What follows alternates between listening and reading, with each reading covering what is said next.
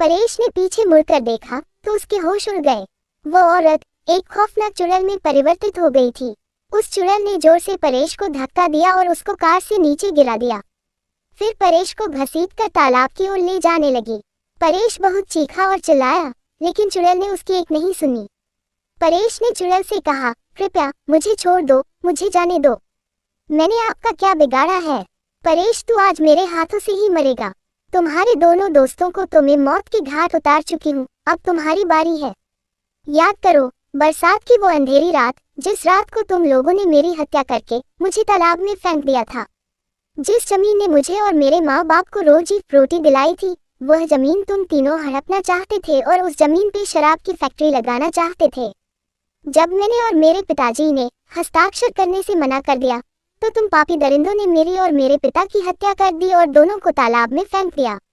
हमारी मौत का कारण लोगों को ये बताया कि हम पानी में डूबकर मर गए हैं।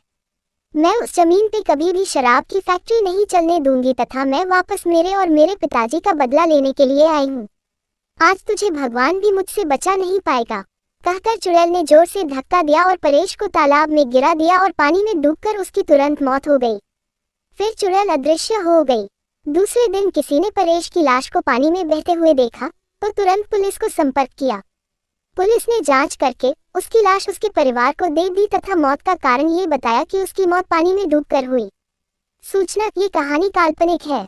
इस कहानी में दिए गए सारे पात्र भी काल्पनिक है। किसी की भी भावनाओं को ठेस पहुंचाना मेरा उद्देश्य नहीं है।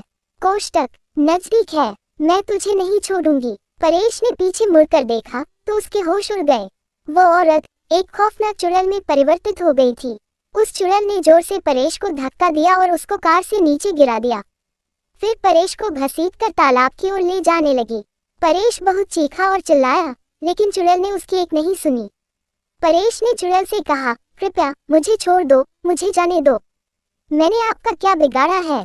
परेश, तू आज मेरे हाथों से ही मरेगा। तुम्हारे दोनों दोस्तों को तो मैं मौत के घाट उतार चुकी हूँ, अब तुम्हारी बारी है। याद करो बरसात की वो अंधेरी रात, जिस रात को तुम लोगों ने मेरी हत्या करके मुझे तालाब में फेंक दिया था। जिस जमीन ने मुझे और मेरे माँ बाप को रोज ही रोटी दिलाई थी, वह जमीन तुम तीनों हड़पना चाहते थे और उस जमीन पे शराब की फैक्ट्री लगाना चाहते थे। जब मैंने और मेरे पिताजी ने हस्ताक्षर करने से मना कर दिया, तो तुम पापी दरिंदों ने मेरी और मेरे पिता की हत्या कर दी और दोनों को तालाब में फेंक दिया। हमारी मौत का कारण लोगों को ये बताया कि हम पानी में डूबकर मर गए हैं। मैं उस जमीन पे कभी भी शराब की फैक्ट्री नहीं चलने दूंगी तथा मैं वापस मेरे और मेरे पिताजी का बदला लेने के लिए आई हूँ। आज तुझे भगवान भी मुझसे बचा नहीं पाएगा, कहकर चुड़ैल ने जोर से धक्का दिया और परेश को तालाब में गिरा दिया और पानी में डूबकर उसकी तुरंत मौत हो गई। फिर चुड़ैल अदृश्य हो गई। दूसरे दिन किसी ने परेश की लाश को पानी में बहते हुए देखा तो तुरंत पुलिस को संपर्क किया। पुलिस ने जांच करके उसकी लाश उसके परिवार को दे दी तथा मौत का कारण ये बताया कि उसकी मौत पानी में डूबकर हुई। दोस्तों, आपको हमारी कहानी काल्पनिक है। इस कहानी में दिए गए सारे पात्र भी काल्पनिक है। किसी की भी भावनाओं को ठेस पहुंचाना